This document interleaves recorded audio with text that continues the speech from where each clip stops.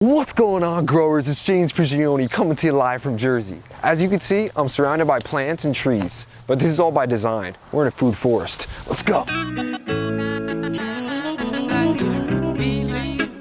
Why do I call it a food forest? Because what we're doing is copying the same elements, the same design of a forest, but replacing it with food. Right here we've got a plum tree. Something different than I do than a natural forest though, is I'll go through and prune. This way I can open up plenty of light and airflow. When I have these little things coming up, it's great to pull these off just with your hand, rub it right off when it's young. You don't want the tree wasting any of its energy, and if I let these just grow, there'll be branches coming out in all different directions. That'll restrict a lot of my airflow, a lot of my sunlight. So it's nice to just come out here to check on your trees and just rub these off with your hands. The red delicious apple behind me is looking excellent. It's got a lot of blooms on it, more than it ever has. That's encouraging. We pruned this one.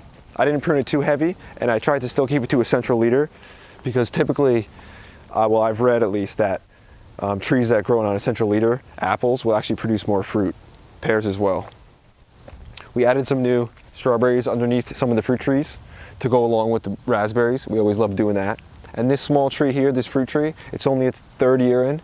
I got it when it was actually really young. It was a little whip, a cherry tree, a Rainier, but it's producing a lot of fruit. So you guys can be hopeful, if you build your soil well, that you can get fruit in just a few years.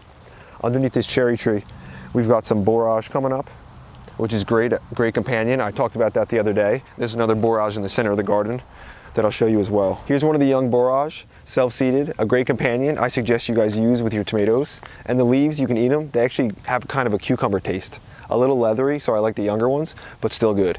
Look at this small section. This kind of defines what our food forest is like. We've got asparagus shooting up, mint, lettuce, yarrow, apple tree from seed, another apple tree, pear tree. Right next to me over here, we've got raspberries underneath. And look at all these grapes, all opening up beautifully. We prune these grapes to 2 bud spurs, so they're shooting out really nice.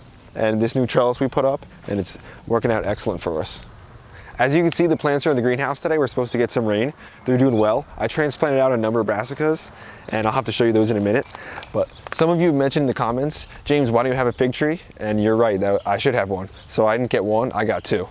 I got 2 brown turkey figs. This is one of them right here. And I do have some Chicago hardy figs coming on the way. I'm gonna get those in the ground. I've got one planted here in front of the greenhouse on the south side.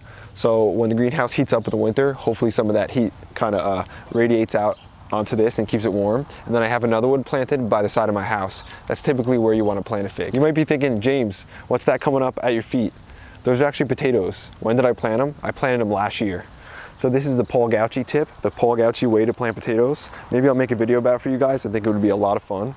But I plant and harvest my potatoes at the same time. I just take the biggest one, put it back in.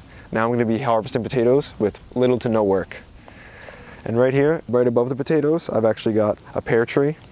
This is the white doyen. It's got some blooms on it, a little bit of fruit, and I'm excited for this one. It's a real beautiful tree. The color of the bark looks excellent. Let me show you the hazelnuts now. We used to just have the 2 hazelnuts. Now we have a few more, young but little baby hazelnut trees that came up on their own from seed. We've got so many trees coming up from seed. I'm gonna show you a number of other ones. A bunch of peach trees coming up from seed, ones that I just realized today. And the persimmon really opened its leaves. It's looking like it's gonna have its best year ever. It took maybe a year or 2 to actually set its roots in, I think, but now, wow, it looks great. And the asparagus, we're already behind on eating it. It came up that fast. You might be asking yourself, you're behind on that little asparagus, but we've got it planted in so many locations in the garden. Let me just crack one of these. These ones are getting a little tall, but this one's still at a nice height. Let me pop one and crack it. And you guys have seen me eat these, but never have to cook something like this. Not everything coming up from seed is what I want though. Right here, I've got a mulberry tree. I don't need another mulberry. I have 2 giant ones on the property already. So I'll just pull that out before it gets too big. These mulberries grow like weeds. The birds move them everywhere, especially when you have a big tree. But luckily it comes out easily with the soil. Well, at least relatively easy. So that's something I want to get rid of. And there's another mulberry right here. I mentioned before, it's good to be able to identify from the leaves and when they're young, because right here we've got tomatoes coming up from seed, and California poppy coming up from seed, and cosmos coming up from seed.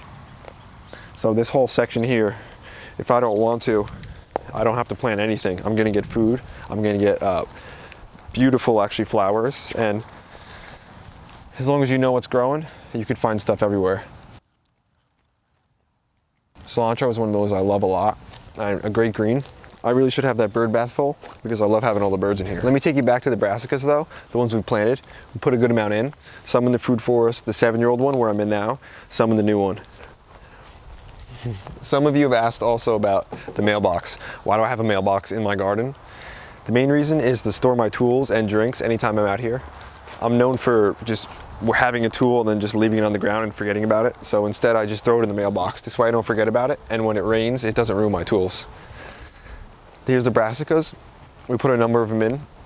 The reason we chose to put them here is because this gets a little bit of shade. We want to save some of the sunniest spots in the food forest for our tomatoes, our peppers, our eggplants. And this gets some shade from the mulberry that's above me, giant mulberry. We've got some lacinato kale here, a couple different purple cabbage, some scarlet kale, some cauliflower, cabbage, and some broccoli, which is looking very healthy. And we grew those up from seed. You guys can see the progression almost, at least twice a week we were uploading, showing you guys how those were doing. And I'll show you how the tomatoes are progressing along also. Here's a new cherry tree we put in just last year. And you can see the growth on it. So when you build healthy soil by using a no-till method, you hold the moisture, you build fertility, and you can just plug things in. That's what I like to say, plugging living things into a living soil. That's what it's all about. Down here, we've got this root crop that we put in just last year as a horseradish for the horseradish pickles. Next to us, the citrus tree has woken up. That is actually a citrus. It's a dragon fruit, or flying dragon citrus tree. The fruit on it isn't like delicious edible, but I've heard you can make some kind of drinks and stuff out of it. So a citrus in New Jersey, we had to have it. Right here we've got a Salish summer peach, or Q18, pruned to an open center, letting that air flow in. So I'm coming through with this tree also and rubbing off any small growth. This is our earliest producing peach. It's a white one and early season producer. The raspberries in the ground have taken over basically, fall bearing. We're gonna have an epic amount of raspberries. Super, super happy about that. And the Mount Morency. This thing is one of our most reliable fruit trees. Huge producer for us every year. The tree actually grows relatively slow because I think it produces so much fruit, but they're bright red cherries. It's one of the most beautiful trees when it's loaded with the fruit. And the birds kind of stay away from it because it's a little sour. Some of the apricots are getting larger. Some of them are getting big, some of them are falling off. We know some of the reasons behind that. I'll talk about that in the future. Something you really want to know. This currant is starting to show a lot more flowers. So I'm hoping for a nice harvest from this one. And the one in the back already has decent sized currants, the white currants. You can see they're getting big. So this will be a nice early harvest for us. The lingonberry that we put in is starting to grow. I've got to get another variety of that. That's something that I kind of just saw. I figured, hey, I never really heard of it. Let me put it in the ground. The apple trees are in full blossom and looking very healthy. Golden Delicious here, looking like just a beautiful one. And then another Golden Delicious, also looking just the best it ever has. And this is our most productive peach tree here. Large, in charge, and just beautiful. You can see we kept the fruit high up top. We want as much airflow, as much sunlight as possible. Last year we noticed when we got a lot of sunlight on this fruit, it really blushed up and the color really came around. This right here is proof you don't need a lot of space to grow a lot of food and a good diverse amount of things. Right here we've got blackberries shooting out everywhere. Grapes, what is that? 8 inches away from each other. And I didn't plant it that close, that's just where it shot up. The grapes are looking great, they're opening up. The blackberry is looking healthier than it ever has. And right behind me, more asparagus. Like I said, I can't even keep up with eating it. The strawberries are now in full bloom, so soon we'll be eating delicious strawberries. The rhubarb is looking monster, so we're making the pie. This is why spring is truly my favorite season. Everything comes back alive. All the previous work, the investments we put in, it's all paying off. Look at underneath my feet. Just in this one location. Let me count how many peach trees we have from seed. 1, 2, 3, 4, 5, 6, 7, 8. That's just right here. 9, 10. I've got to have about 20 peach trees from seed. These were peaches that I guess dropped on their own, and then I covered them with wood chips. Now I just can't stop them from growing. I can pull these out, pot them somewhere else, maybe give them away. One thing to remember, growers, is this is just the one corner of my property. I've got the new food forest. I've got the side garden and some other plantings, so come along for that. And I want to encourage you guys to get your own food forest started. A while ago, I was calling this a food forest, maybe when it was only in its first, second, or third year. Now it's in its seventh. Look at me, I'm being dwarfed by all the trees. Tell me this isn't a forest, and tell me you don't want to have one. Man, it's a blast. If you enjoyed it, hit the like button, hit the subscribe button, share it with your friends, check us out on Steemit. James Prigioni, hanging in the trees, is out.